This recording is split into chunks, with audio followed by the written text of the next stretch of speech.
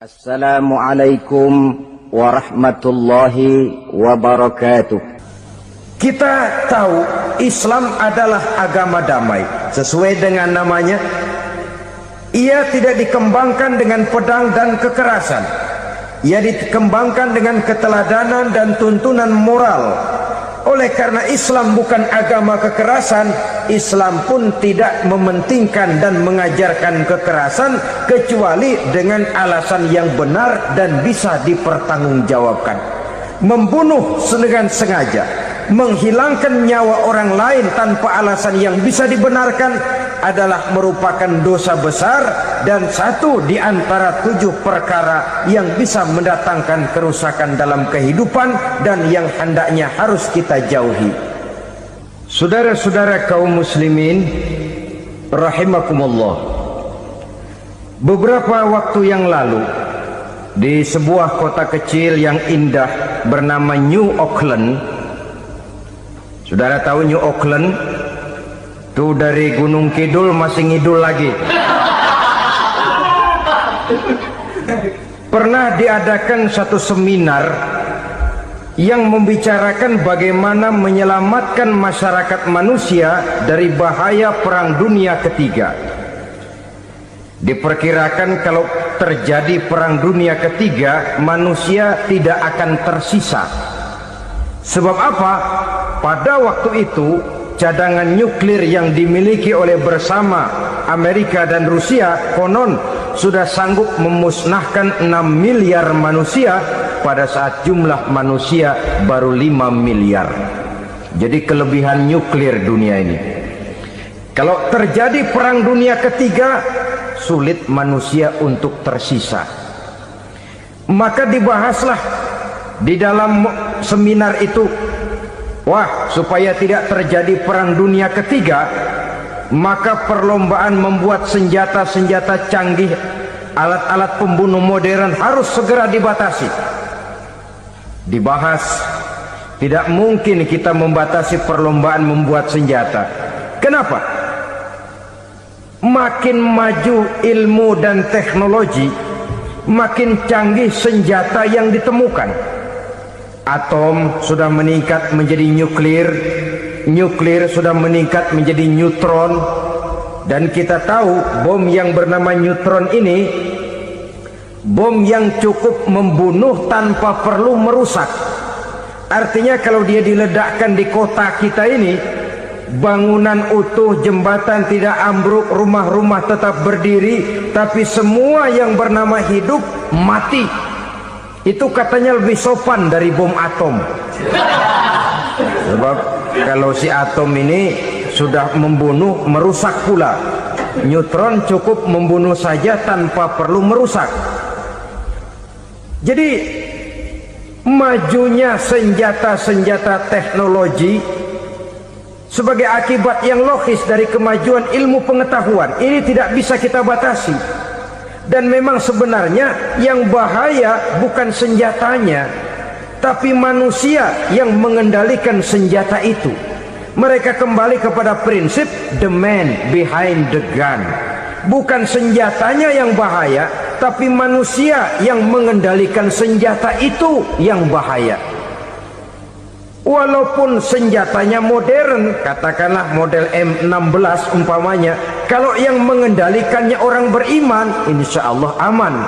Tapi biar megang cuma senapan angin, kalau yang megang orang brutal, ngeri kita deket-deket.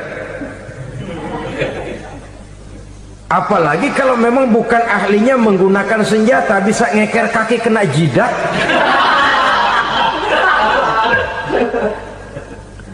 Mereka kembali kepada prinsip lama yang tetap baru. Bukan senjatanya yang harus dibatasi, manusia yang mengendalikan senjata itu yang perlu dibicarakan. Nah, kalau begitu, agar manusia tidak mempergunakan senjata sewenang-wenang, apa yang harus kita lakukan? Ya, manusianya harus bermoral. Ya, tapi moral yang mana? Di dunia ini banyak ajaran tentang moral. Itu pun mudah saja. Di sini kan kita undang saja ahli dari berbagai agama untuk membicarakan konsep perdamaian menurut agamanya masing-masing. Baik, setuju itu, setuju. maka tampillah para ahli agama, mereka kembali kepada prinsip moral daripada konsep yang terkandung di dalam ajaran agama untuk menegakkan perdamaian. Mula-mula naiklah ahli dari agama Hindu, dibacakan konsep perdamaian menurut ajaran agama Hindu, bahwa untuk damai manusia harus meninggalkan nafsu keduniaannya, menempuh samsara dan sebagainya untuk mencapai nirwana, menjauhi kemegahan dan kemewahan dunia. Ini lalu dibahas, rasanya juga tidak mungkin ini. Kemudian dari agama Nasrani, bahwa untuk damai manusia harus menciptakan sifat kasih sayang. Kalau ditampar pipi kiri, berikan pipi yang kanan. Kalau diberikan selendang, berikan baju. Nanti orang kasihan, lalu dia tidak akan nampar lagi. Ketika ini dibahas, ternyata rasanya pun tidak mungkin bisa diterima. Karena apa? Di zaman sekarang orang ditampar pipi kiri, dikasih pipi kanan. Bukan kasihan, gemes. Damai belum tentu, bonyok udah jelas. Lalu ketika dibacakan konsep perdamaian menurut Quran, di mana disampaikan ayat wa jazaa'u sayyi'atin sayyi'atun misluha faman afa wa aslaha fa ajruhu 'ala Allah. Balasan terhadap satu kejahatan adalah kejahatan yang seimbang, tetapi barang siapa yang memberi maaf dan mencari jalan damai, itulah yang terbaik dan akan mendapat pahala dari Allah Subhanahu wa ta'ala.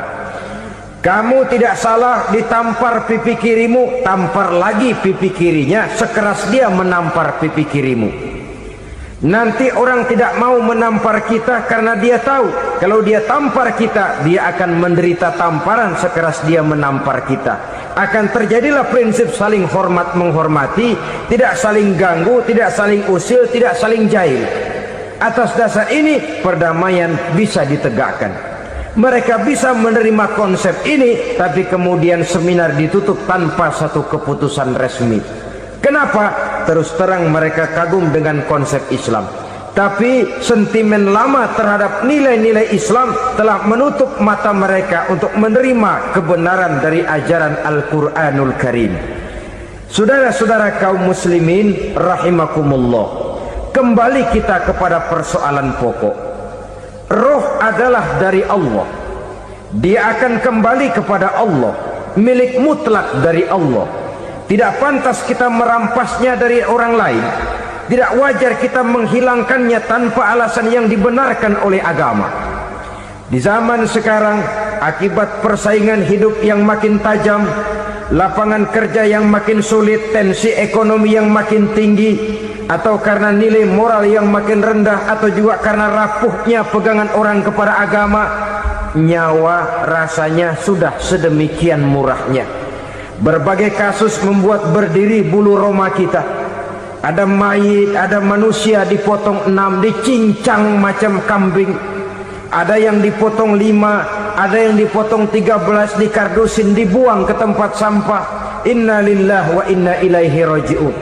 Gejala apa ini? Kanibalisme. Manusia sudah demikian sadisnya, manusia sudah sedemikian buasnya, sehingga sesama manusia diperlakukan seperti hewan. Padahal hewan sendiri belum pernah macan makan macan, bagaimanapun buasnya macan. Belum pernah serigala memakan serigala, bagaimanapun brutalnya serigala. Tetapi manusia makan manusia di zaman sekarang kadang jadi kenyataan dalam kehidupan kita.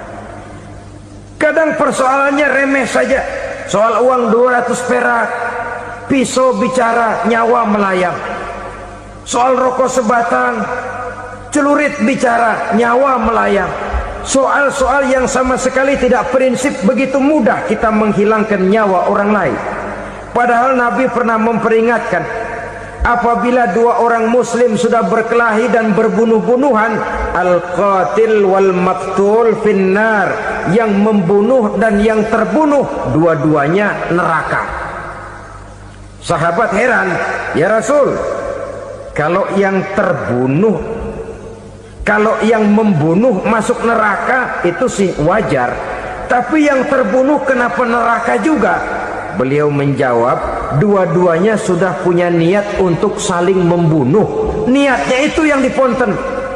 Yang terbunuh cuman lagi apes aja, keduluan dia. Umpama tidak terbunuh, pasti dia yang akan membunuh. Oleh karenanya al-qatil wal maktul, yang membunuh dan yang dibunuh finnar, dua-duanya masuk ke dalam neraka. Islam menghormati kehidupan, tidak hanya terbatas kepada sesama muslim, orang-orang yang berlainan agama pun yang mau hidup berukun, damai, berdampingan dengan umat Islam, jiwa mereka, darah mereka dilindungi oleh nilai-nilai Islam yang disebut dengan kafir zimmi ini. Mengganggu mereka sama saja dengan mengganggu aku, kata Nabi.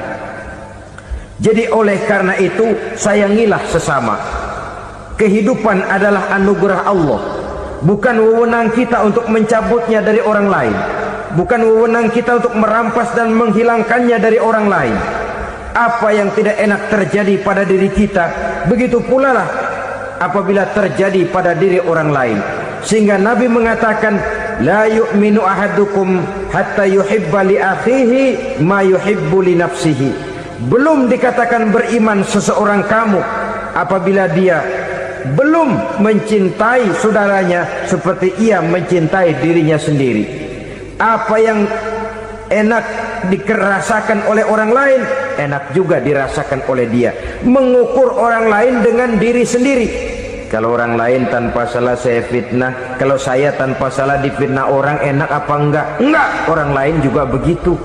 Kalau orang lain tanpa salah saya tempeleng kepalanya, enak apa tidak? Tidak. Orang lain juga begitu. Yang tidak enak terjadi pada diri kita, tentu tidak enak juga kalau terjadi pada orang lain. Mengukur orang lain dengan diri sendiri, sehingga tidak timbul sifat egois, tidak menari di atas bangkai orang lain, tidak mendirikan kebahagiaan di atas untayan air mata orang lain. Sehingga dengan demikian, saudara-saudara, dia bisa menghormati kehidupan, menghormati orang lain sebagaimana dia ingin dihormati. Untuk menghancurkan nilai-nilai iman, dibanjiri kita dengan paham-paham yang merusak dan mendangkalkan akidah, baik ia bernama materialisme, baik ia bernama sekularisme, baik ia bernama banjirnya maksiat dan munkarat, baik ia bernama banjirnya peradaban dan kebudayaan yang menghancurkan moral daripada anak-anak kita. Sedikit demi sedikit melenturkan dan melunturkan nilai-nilai keimanan kita, untuk kemudian pada waktunya nilai iman itu akan bertukar dan berganti menjadi nilai syirik kepada Allah Subhanahu wa ta'ala. Atau pada sisi lain, menjadikan yang selain Allah sebagai tujuan akhir daripada kehidupan kita. Sedangkan kita sama-sama maklum bahwa di dalam pandangan agama Islam, dosa yang tidak berampun, dosa yang terbesar, termasuk dalam kategori bapak moyangnya dosa, tidak lain adalah syirik, yakni menyekutukan Allah Subhanahu wa ta'ala. Pola penghancuran iman ini memang berstrategi. Ditawarkan kita kepada paham materialisme, paham kebendaan, di mana otak menempati urutan sebagai ranking pertama, Tuhan jatuh pada urutan kedua. Lalu menyusul kepada paham sekularisme, Allah dipisahkan dari seluruh kegiatan hidup ini, untuk pada gilirannya menjadikan yang selain Allah sebagai tujuan akhir daripada seluruh kegiatan hidup kita. Oleh karenanya, kewajiban menjaga nilai-nilai iman ini merupakan kewajiban yang mulia tetapi berat. Tidak hanya untuk kita, tetapi juga bagaimana mewariskannya kepada anak-anak kita, generasi yang akan datang. Orang-orang tua bijaksana yang diceritakan di dalam Al-Quran Kalau sudah berpikir tentang anak-anaknya, pertanyaan yang paling mereka risaukan ialah ma ta'buduna min ba'di. Anakku, kalau pada satu saat aku, ayahmu sudah tidak ada lagi di dunia ini, meninggalkan kamu semua, ma ta'buduna min ba'di, apa yang akan kamu sembah nak?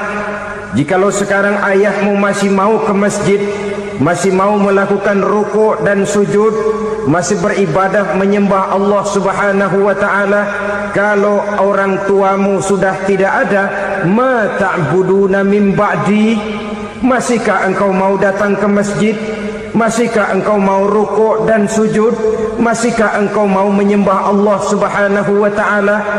Pertanyaan ini yang dipikirkan oleh Nabi Yakub kepada putra-putranya. Pertanyaan ini yang diteruskan oleh Nabi Ibrahim kepada anak-anaknya.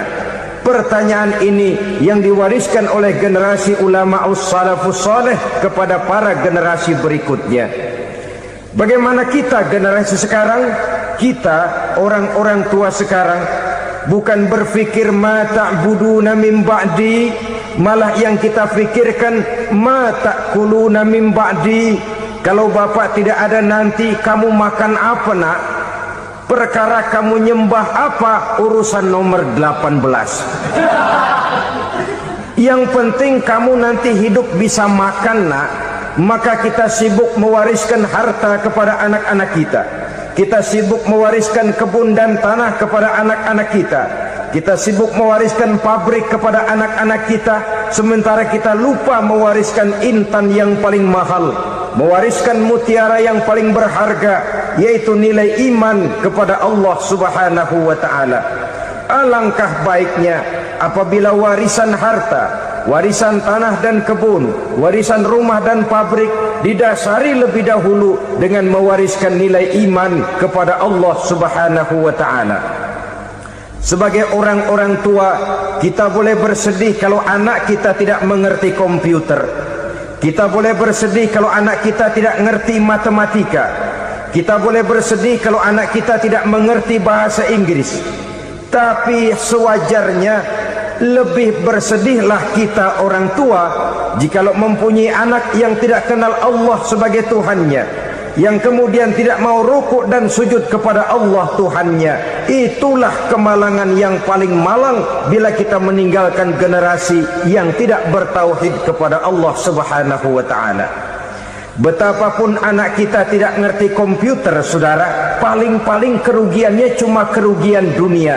Masuk dia ke alam barzakh, munkar nakir tidak akan sempat tanya kau belajar komputer apa tidak. Kumpul dia di padang mahsyar, malaikat juga tidak akan tanya matematikamu nilainya berapa. Yang ditanya kau kenal Allah, kau rukuk dan sujud kepadanya, kau pernah datang ke masjid. Oleh karena itu sekali lagi, menjaga nilai iman tidak hanya untuk kita, tetapi juga mewariskannya kepada anak-anak kita, generasi yang akan datang. Sungguh kemalangan yang paling besar apabila kita meninggalkan anak-anak kita. Mereka kita tinggalkan lemah ekonominya, itu tidak baik. Mereka kita tinggalkan lemah otaknya, itu pun akan membuat mereka tertinggal oleh yang lain.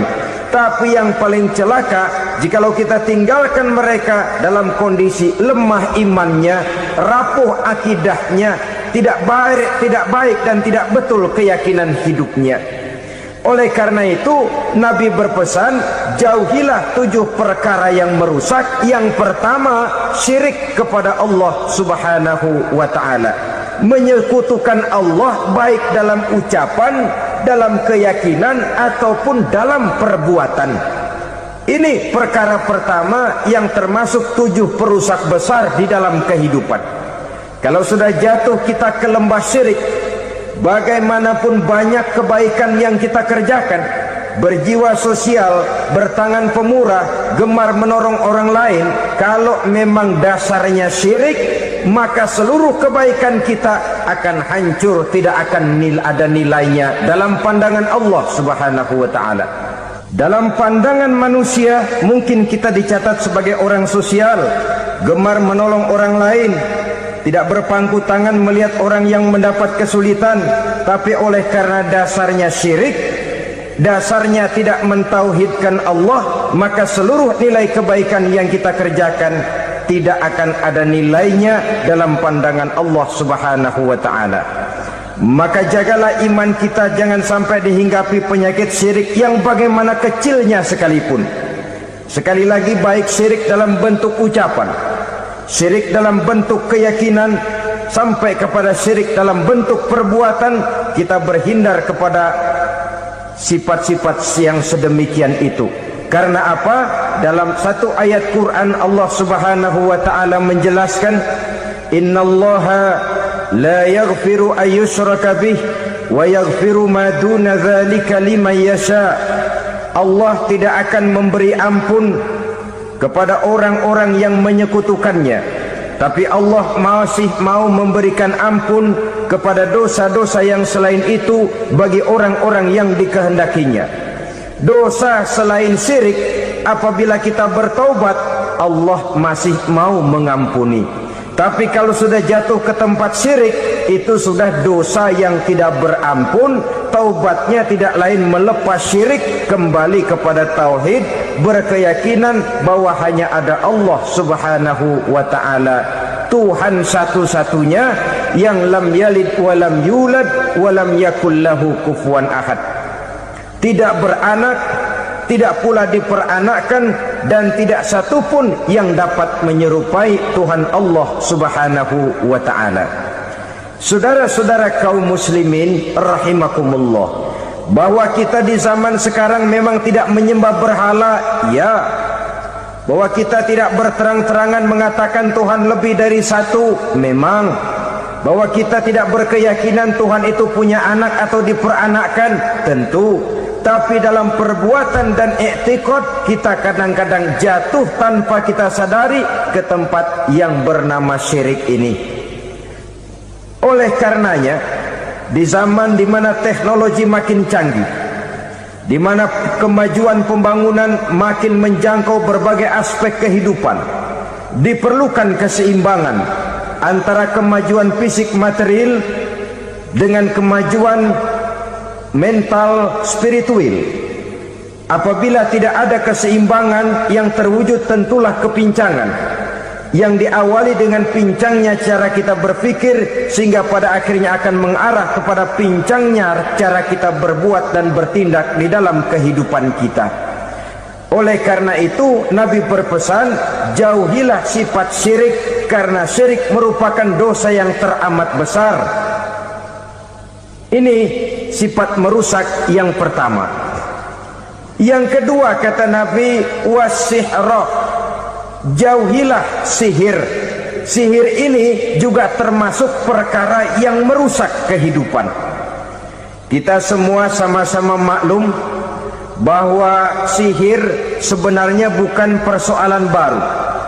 Sejak sebelum datang Islam, sihir itu sudah ada. Di zaman Yunani kuno, sihir ada. Di zaman Mesir kuno, di zaman Cina kuno, dan yang lain-lain yang serba kuno, sihir itu sudah ada. Bahkan para nabi pun, para rasul yang diutus oleh Allah Subhanahu wa ta'ala, senantiasa berhadapan dengan ahli-ahli sihir untuk menguji kebenaran dari misi yang mereka bawa. Sihir adalah perbuatan di luar kebiasaan yang bisa dikerjakan oleh ahlinya dengan bantuan jin atau setan. Hukum mempelajari sihir adalah haram, mengamalkannya lebih haram lagi. Sebab itu saudara-saudara, sihir merupakan perbuatan merusak yang harus kita jauhi. Ciri-ciri daripada perbuatan sihir, pertama, ia mengandung tipuan, bayangan khayal. Di zaman Nabi Musa misalnya, orang melihat tambang-tambang itu seperti ular. Nabi Musa melayangkan tongkatnya menjadi ular-ular besar yang memakan ular-ular kecil ciptaan tukang-tukang sihir Fir'aun tadi. Lalu sihir bisa terjadi dengan bantuan jin kafir atau setan. Kemudian ciri yang ketiga, sifatnya halus dan tersembunyi. Taruh kata ada seorang ahli sihir yang mempergunakan ayat-ayat Quran sebagai jompa-jampe, sebagai baca-bacaan, itu cuma sekedar kedok. Tujuannya tidak lain menjadikan agama sebagai ketok untuk membenarkan cara yang dimurkai oleh Allah Subhanahu wa ta'ala. Satu hadis yang diriwayatkan oleh Imam Bazar dan Tabrani, Nabi berpesan, "Laisa minna man tatayyara lahu au takahhana au tukuhhina lahu au sahira lahu." Tidak termasuk ke dalam golonganku, kata Nabi, tidak termasuk umatku. Siapa mereka? Man tatayyara lahu, orang yang bertatoyur. Apa tatoyur itu? Dari kalimat toyaro, artinya terbang. Toir biasa diartikan dengan burung. Tatoyaro percaya kepada suara-suara burung. Man tatayyara lahu, mempercayai, meyakini dengan benar-benar kepada suara beburungan. Kan suka ada itu, nah bunyi burung tuh, maling liwat. Maling liwat, burung bunyi, maling liwat. Itu termasuk tatayyara lahu, percaya kepada suara burung. Kan aneh kalau suara orang nggak dipercaya, suara burung malah dipercaya. Ada ustadz ceramah, kiai ngaji, nggak mau didengerin, burung dengerin bener. Nah, suaranya dari sebelah mana? Belah kulon. Nah, itu tandanya ano. Habis dihitung-hitung. Itu termasuk tatayyara lahu.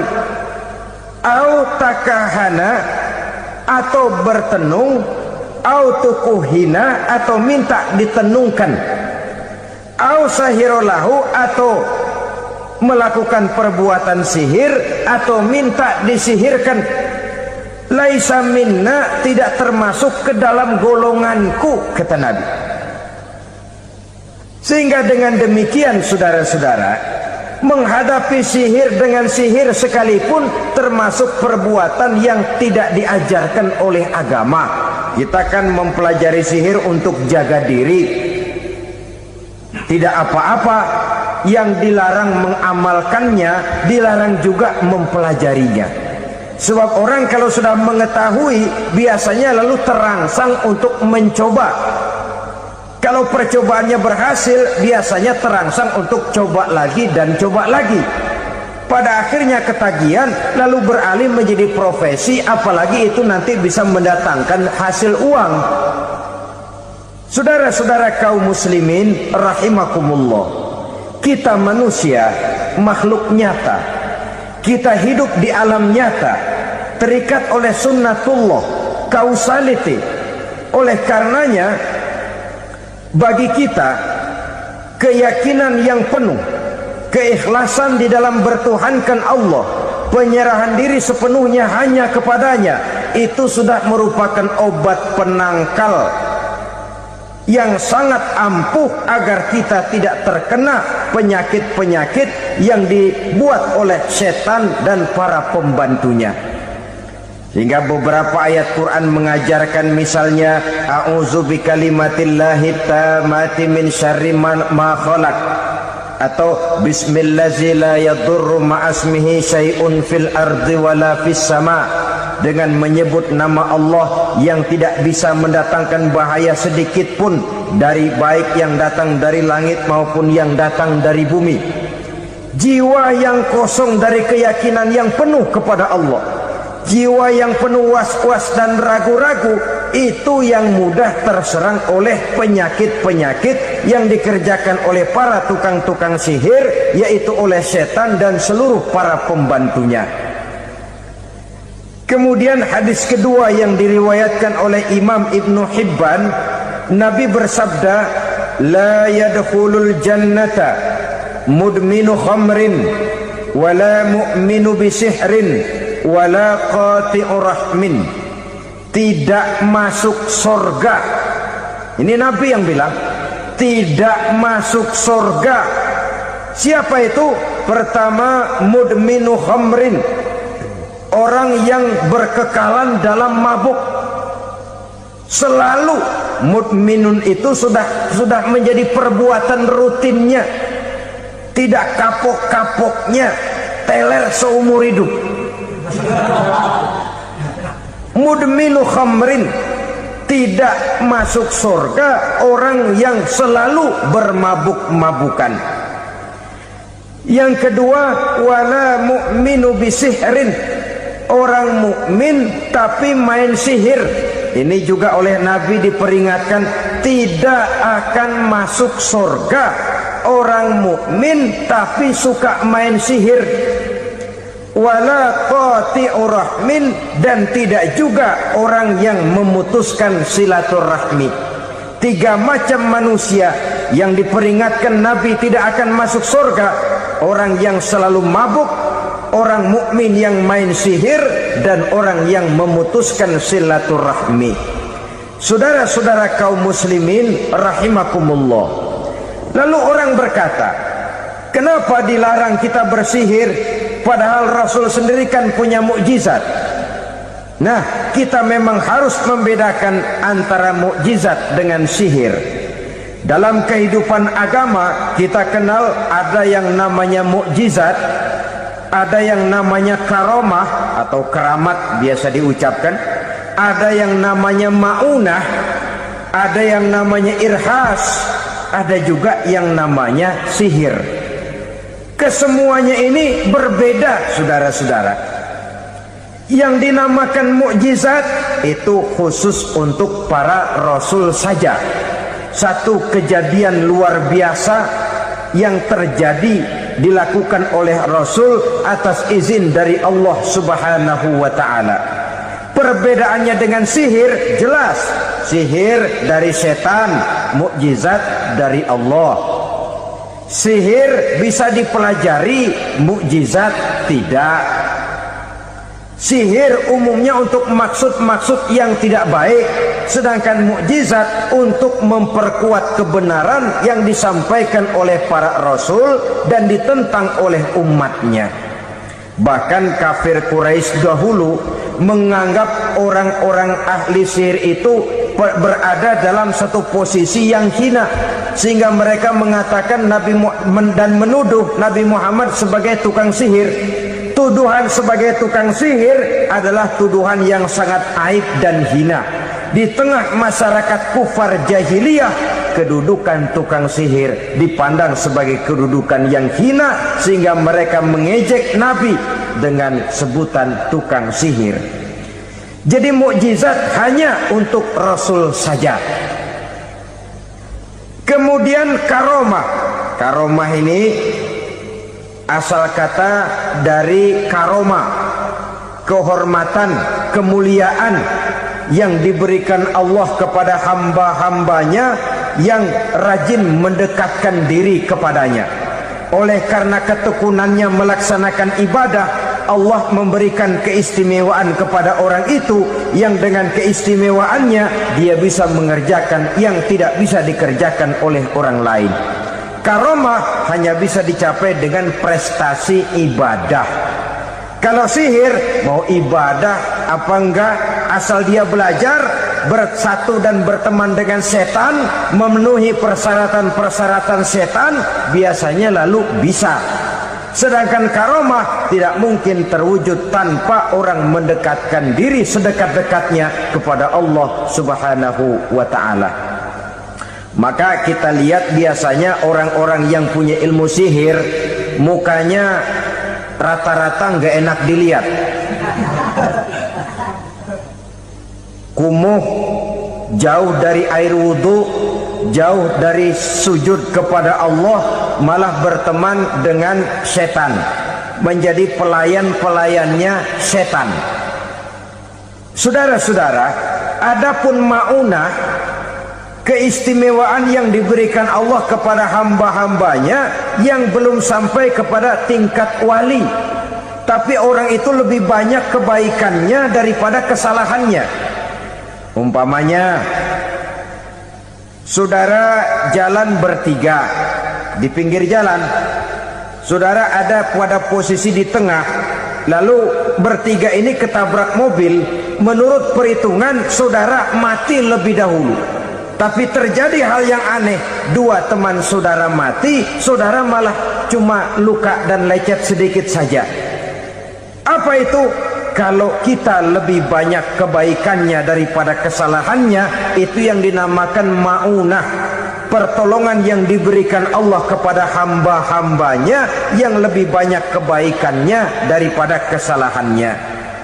Sedangkan yang dinamakan irhas, kejadian luar biasa pada diri seseorang pada waktu dia masih kecil, yang menunjukkan tanda-tanda keistimewaannya. Itu umumnya pada para nabi pada usia kecilnya sudah ada irhas, tanda-tanda istimewa.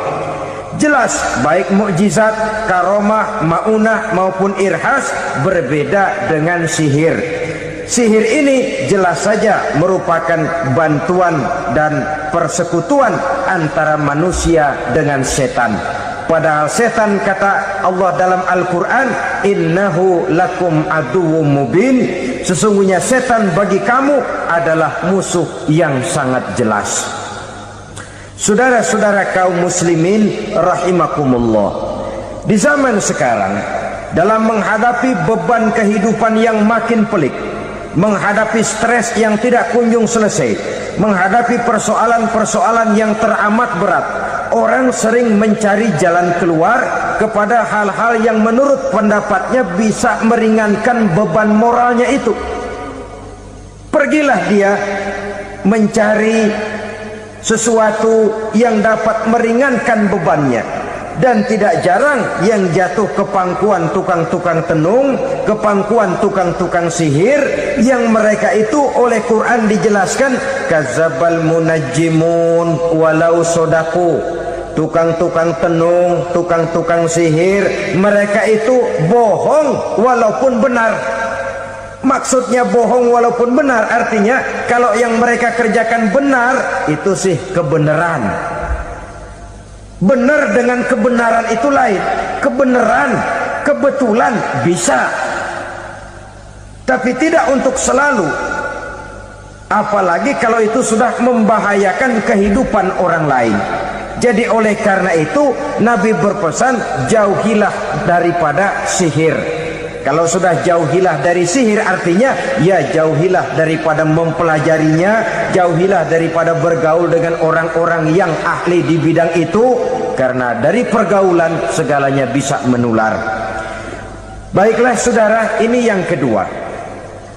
Yang ketiga pesan Nabi, wa qatlan nafsil lati harramallahu illa bil haqq, membunuh orang lain dengan cara yang tidak benar, membunuh orang yang diharamkan oleh Allah Subhanahu wa taala untuk melakukannya kecuali dengan alasan yang benar. Kita tahu Islam adalah agama damai, sesuai dengan namanya. Ia tidak dikembangkan dengan pedang dan kekerasan. Ia dikembangkan dengan keteladanan dan tuntunan moral. Oleh karena Islam bukan agama kekerasan, Islam pun tidak mementingkan dan mengajarkan kekerasan kecuali dengan alasan yang benar dan bisa dipertanggungjawabkan. Membunuh dengan sengaja, menghilangkan nyawa orang lain tanpa alasan yang bisa dibenarkan adalah merupakan dosa besar dan satu di antara 7 perkara yang bisa mendatangkan kerusakan dalam kehidupan dan yang hendaknya harus kita jauhi. Saudara-saudara kaum muslimin rahimakumullah, beberapa waktu yang lalu di sebuah kota kecil yang indah bernama New Auckland. Saudara tahu New Auckland? Tuh dari Gunung Kidul masih ngidul lagi. Pernah diadakan satu seminar yang membicarakan bagaimana menyelamatkan masyarakat manusia dari bahaya Perang Dunia Ketiga.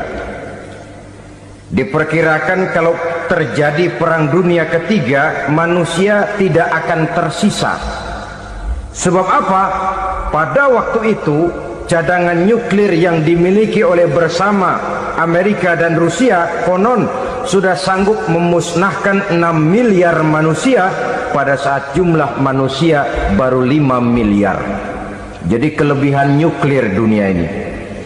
Kalau terjadi perang dunia ketiga, sulit manusia untuk tersisa. Maka dibahaslah di dalam seminar itu, supaya tidak terjadi perang dunia ketiga, maka perlombaan membuat senjata-senjata canggih, alat-alat pembunuh modern harus segera dibatasi. Dibahas, tidak mungkin kita membatasi perlombaan membuat senjata. Kenapa? Makin maju ilmu dan teknologi, makin canggih senjata yang ditemukan. Atom sudah meningkat menjadi nuklir, nuklir sudah meningkat menjadi neutron, dan kita tahu bom yang bernama neutron ini bom yang cukup membunuh tanpa perlu merusak. Artinya kalau dia diledakkan di kota kita ini, bangunan utuh, jembatan tidak ambruk, rumah-rumah tetap berdiri, tapi semua yang bernama hidup mati. Itu katanya lebih sopan dari bom atom. Sebab kalau si atom ini sudah membunuh, merusak pula. Neutron cukup membunuh saja tanpa perlu merusak. Jadi majunya senjata-senjata teknologi sebagai akibat yang logis dari kemajuan ilmu pengetahuan ini tidak bisa kita batasi. Dan memang sebenarnya yang bahaya bukan senjatanya, tapi manusia yang mengendalikan senjata itu. Mereka kembali kepada prinsip the man behind the gun.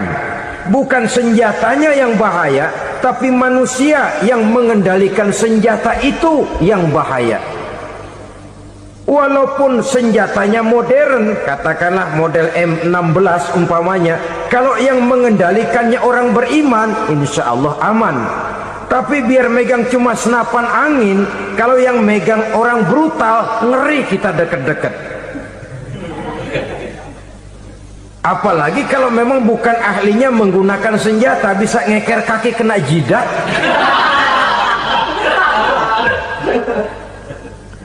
Mereka kembali kepada prinsip lama yang tetap baru. Bukan senjatanya yang harus dibatasi, manusia yang mengendalikan senjata itu yang perlu dibicarakan. Nah, kalau begitu, agar manusia tidak mempergunakan senjata sewenang-wenang, apa yang harus kita lakukan? Ya, manusianya harus bermoral. Ya, tapi moral yang mana? Di dunia ini banyak ajaran tentang moral. Itu pun mudah saja. Di sini kan kita undang saja ahli dari berbagai agama untuk membicarakan konsep perdamaian menurut agamanya masing-masing.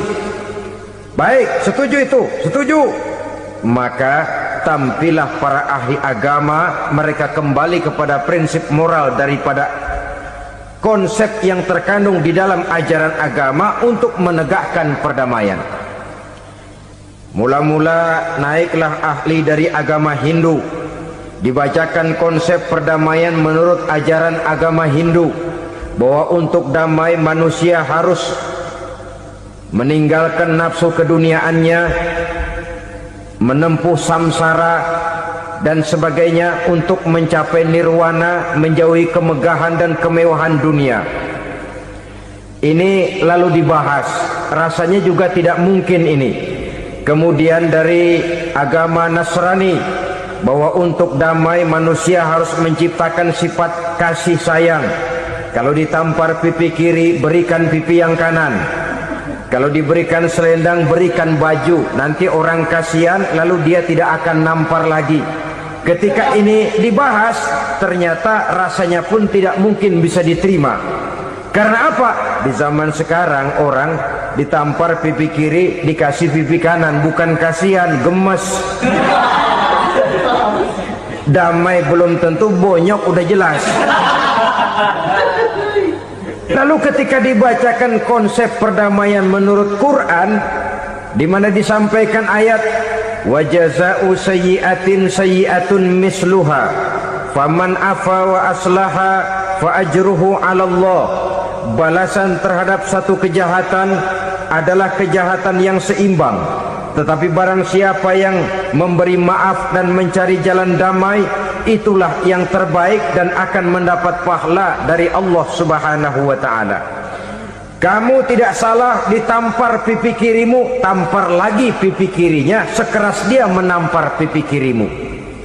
Nanti orang tidak mau menampar kita karena dia tahu kalau dia tampar kita, dia akan menderita tamparan sekeras dia menampar kita. Akan terjadilah prinsip saling hormat menghormati, tidak saling ganggu, tidak saling usil, tidak saling jahil.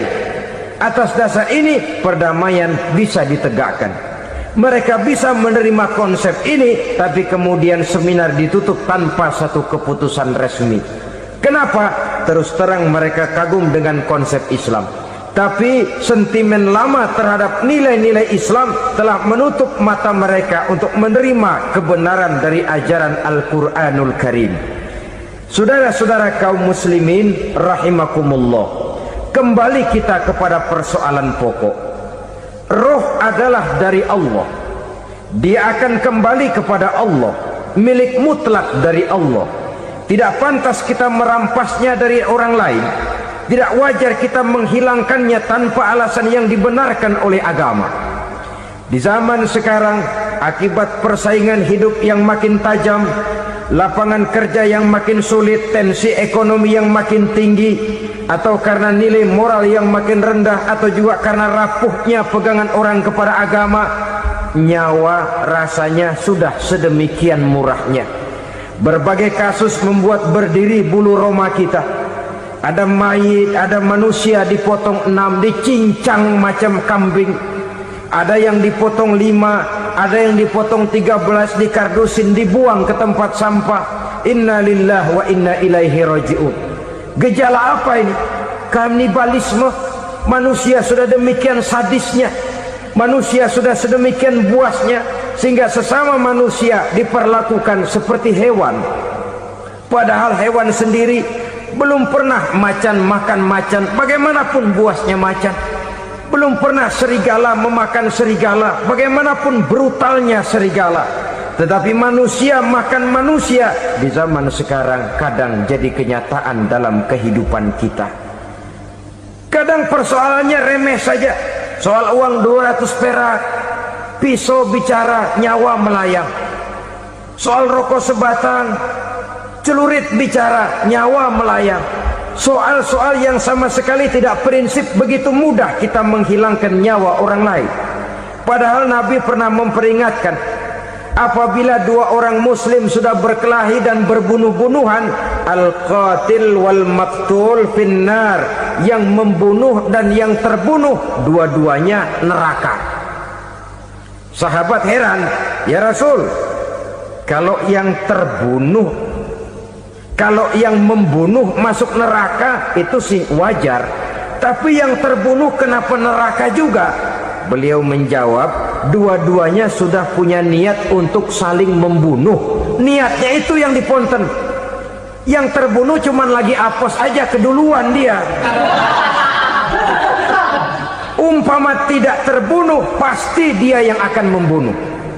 Oleh karenanya al-qatil wal maktul, yang membunuh dan yang dibunuh finnar, dua-duanya masuk ke dalam neraka. Islam menghormati kehidupan, tidak hanya terbatas kepada sesama muslim. Orang-orang yang berlainan agama pun yang mau hidup berukun, damai, berdampingan dengan umat Islam, jiwa mereka, darah mereka dilindungi oleh nilai-nilai Islam yang disebut dengan kafir zimmi ini. Mengganggu mereka sama saja dengan mengganggu aku, kata Nabi. Jadi oleh karena itu, sayangilah sesama. Kehidupan adalah anugerah Allah, bukan wewenang kita untuk mencabutnya dari orang lain, bukan wewenang kita untuk merampas dan menghilangkannya dari orang lain. Apa yang tidak enak terjadi pada diri kita, begitu pula lah apabila terjadi pada diri orang lain. Sehingga Nabi mengatakan, la yu'minu ahadukum hatta yuhibba li akhihi ma yuhibbu li nafsihi. Belum dikatakan beriman seseorang kamu apabila dia belum mencintai saudaranya seperti ia mencintai dirinya sendiri.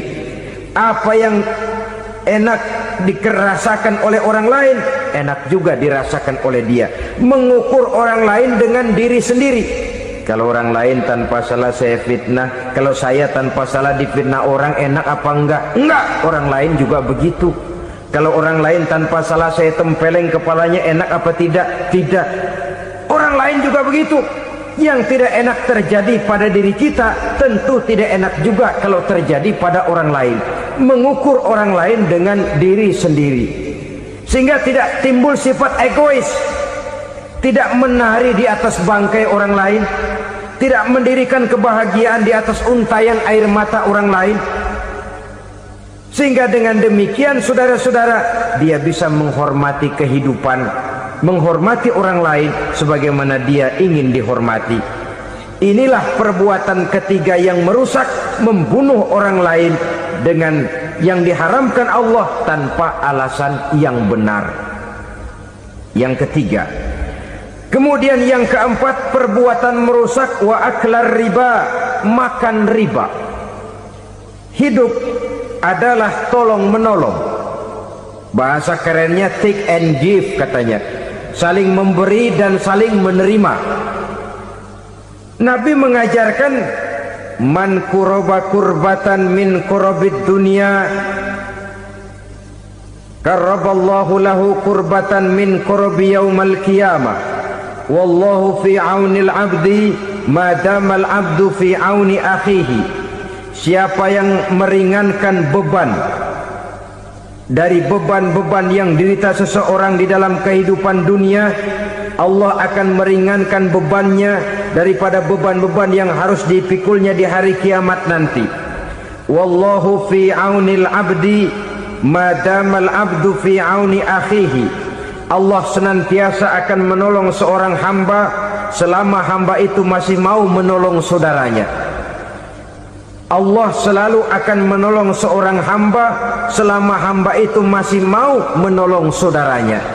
Apabila kita sudah berpangku tangan terhadap kesulitan orang lain, biasanya pun pada saat kita mendapat kesulitan, kita akan sulit juga memperoleh pertolongan. Nah, riba alias renten, kedoknya adalah menolong orang, tapi sama juga bulu buntutnya dilepas, palanya dicekek. Menolong orang pada akhirnya menjadi beban bagi seseorang. Dan memang mencari orang-orang yang berada dalam posisi kesulitan, biasanya di daerah-daerah di mana musim paceklik, jadi lapangan kerja sulit, sedangkan urusan perut tidak bisa ditunda. Akhirnya orang terjebak ke dalam rentenir, ke dalam riba, ke dalam renten. Bunga berbunga, sehingga satu saat jumlah bunganya bisa lebih besar dari jumlah pinjaman pokoknya. Kemudian kalau juga ternyata tidak bisa dibayar, rumah jadi taruhan. Memang rumah satu-satunya, begitu rumah ditarik mulain camping. Bukankah pada akhirnya akan mewariskan kesengsaraan? Oleh karena itu, kepada kita berusahalah jangan berhubungan dengan rentenir, jangan makan renten dan riba. Kepada mereka yang melaksanakan riba, walaupun mendatangkan keuntungan materi, tapi percayalah harta yang didapat dengan jalan riba tidak akan membawa keberkahan. Manakala tidak membawa keberkahan, dia tidak akan mendatangkan ketenangan di dalam kehidupan kita. Oleh karenanya, memakan harta riba termasuk perbuatan yang merusak sendi-sendi kehidupan sosial, merusak kehidupan orang lain, merusak kehidupan masyarakat, tetangga, pergaulan dan sebagainya. Yang kelima, wa akla malil yatim, memakan harta anak yatim dengan cara yang zalim. Nih, memang lezat. Anak yatim itu nggak tahu urusan apa-apa. Kita diamanahkan untuk mengurusinya. Kadang-kadang dibentuklah panitia penyantunan yatim piatu. yatimnya mah tetap kelaparan, panitianya yang pada gendut.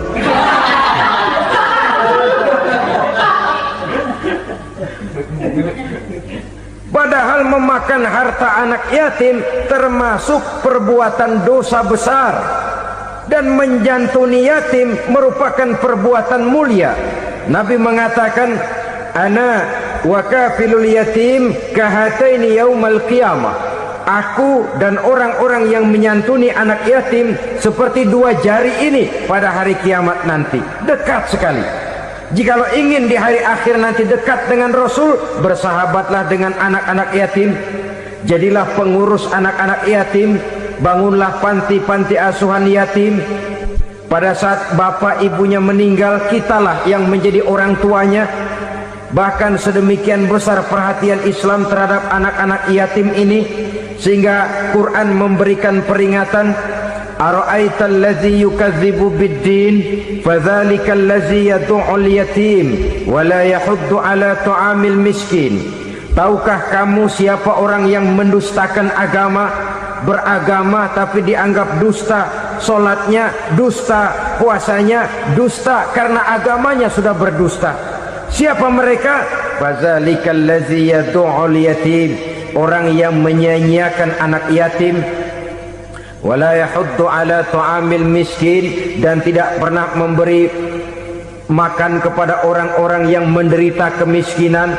Menyia-nyiakan, meninggalkan anak yatim termasuk perbuatan yang divonis kita sebagai orang yang mendustakan agama. Saudara-saudara kaum muslimin rahimakumullah, maka sangat dicela mengeksploitir anak-anak yatim, menjadikan mereka sebagai kedok untuk mencari kekayaan pribadi. Tetapi jikalau ikhlas, ganjarannya sangat besar, nilai pahalanya sangat besar. Menyantuni yatim tidak hanya setahun sekali. Kalau Muharram pakai istilah lebaran yatim, dibentuklah panitia, diberilah beras, uang 45.000 rupiah, alhamdulillah. Tapi jangan lupa, si yatim tidak hidup cuma satu hari. Dia tidak hidup cuma di bulan Muharram saja, dia hidup 12 bulan dalam setahun.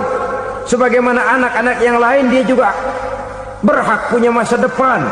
Dia juga berhak menikmati bangku sekolah. Dia berhak mengenyam arti dan makna pendidikan.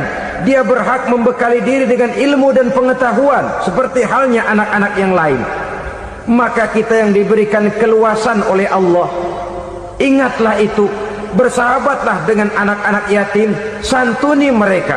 Perkara setahun sekali di bulan Muharram, alhamdulillah, itu bagus, bin Thayyib alias baik. Tapi tentu dan tentu sekali lagi, si yatim tidak hanya hidup di bulan Muharram. Dia hidup 12 bulan dalam setahun, 24 jam di dalam sehari. Oleh karenanya, menyia-nyiakan mereka pada saat posisi kita memang mampu akan memojokkan kita dalam satu posisi di mana kita dianggap sebagai orang yang mendustakan agama, memakan harta anak yatim dengan cara yang zolim. Bapaknya udah meninggal, kebunnya lebar, anaknya dikelecehin. Nah, dah kamu nggak usah pusing, nanti saya yang ngurus. Akhirnya bukan ngurus, nguras. Si yatim mungkin tidak tahu bahwa dia disia-siakan, haknya diambil, miliknya dizolimi. Tapi Allah yang akan membalasnya dengan seadil-adilnya. Maka makan harta anak yatim biasanya balasannya tokcer bin paten. Nggak banyak selang tempo itu, nggak percaya cobain dah. Nyobain aja kan nggak bayar, umpama. Memakan harta anak yatim dengan cara yang zolim, ganjarannya biasanya kontan. Kenapa?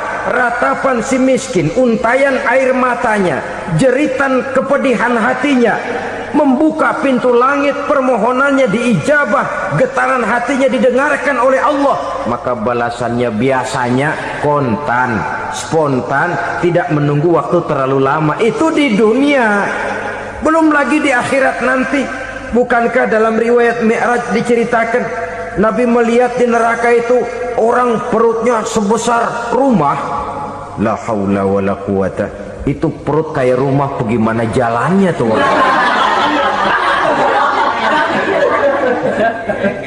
Dan memang gak jalan, diseret-seret oleh malaikat di neraka itu. Hancur perutnya, amburadul itu perut. Berantakan isinya, dibulatkan lagi, diseret lagi, hancur lagi, dibulatkan lagi. Sampai Nabi tanya, orang itu begitu berat siksanya kenapa ya Jibril? Itu Muhammad, waktu di dunia dulu rakus banget makan harta anak yatim. Begitu vonisnya, begitu menyedihkan nasibnya di akhirat.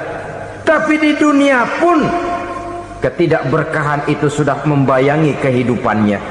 Oleh karena itu, kepada saudara-saudara yang mendapat titipan anak yatim, berbahagialah, karena semulia-mulia rumah adalah rumah yang